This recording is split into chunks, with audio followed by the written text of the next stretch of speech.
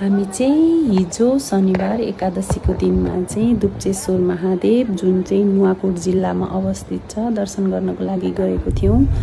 पानी पनि हल्का परिरहेको थियो, बर्खा समय, साउनको महिना है।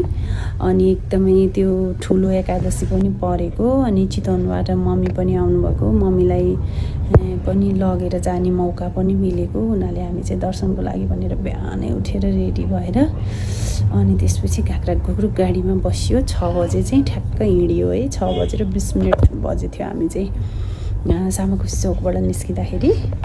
अनि त्यसपछि हामी चाहिँ लाग्यौँ नुवाकोटतर्फ। बच्चाहरूलाई पनि सुतिरहेको बच्चाहरू जस्तो सुतेको त्यस्तै उठाएर लिएर हिँडेको।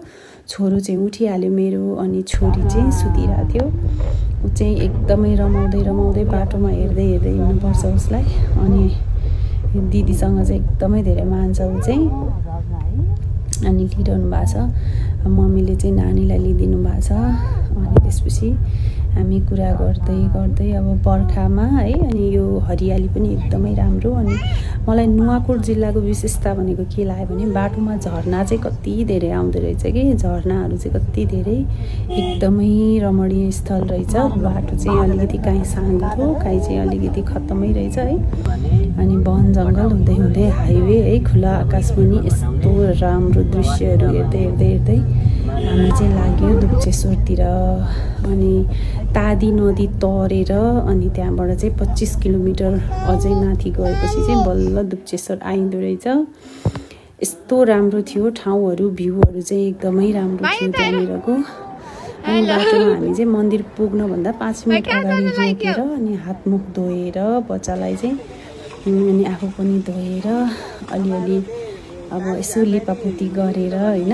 अनि त्यसपछि मन्दिर पुग्नुभन्दा अगाडि नै यति चिसो थियो कि त्यहाँको पानी चाहिँ है, यस्तो हिउँ जस्तो चिसो थियो। अनि बच्चाहरू पनि कस्तो रमाइरहेको थिए। अनि उनीहरूलाई यसो खानाहरू के पनि खुवाएको थिएन, पानी सानी खाना हल्का खुवाएर अनि हामी चाहिँ त्यहाँ रेडी भएर यता बाउ छोराले फोटो पनि खिच्दै हुनुहुन्छ। अनि त्यो गरेर नानी पनि गई दौडेर। अनि त्यसपछि 3जनाले फोटो खिच्नुभयो। अनि छोरीले चाहिँ फोटो खिचिदिइरहेछिन्। अनि हामी फेरि लाग्यो दुप्चेश्वर। पुग्न मात्र बाँकी थियो। यस्तो राम्रो नदी त्यहाँनिर है, यस्तो राम्रो भ्यू, यति माथि हुनुहुँदो रहेछ भगवान् पनि, यस्तो मन पर्यो है। त्यहाँ सबै कुरा चाहिँ एकदमै ठिक लाग्यो। अनि मेन भनेको चाहिँ पूजा गर्नलाई के हाम्रो अब पशुपतिनाथ गएपछि त यस्तो खोस्ने फाल्ने हुन्छ नि त त्यहाँ त, तर त्यहाँ चाहिँ आनन्दले मजाले हेरेरै भगवान्को दर्शन गर्न पाइयो। यो चाहिँ मलाई एकदमै बेस्ट थिङ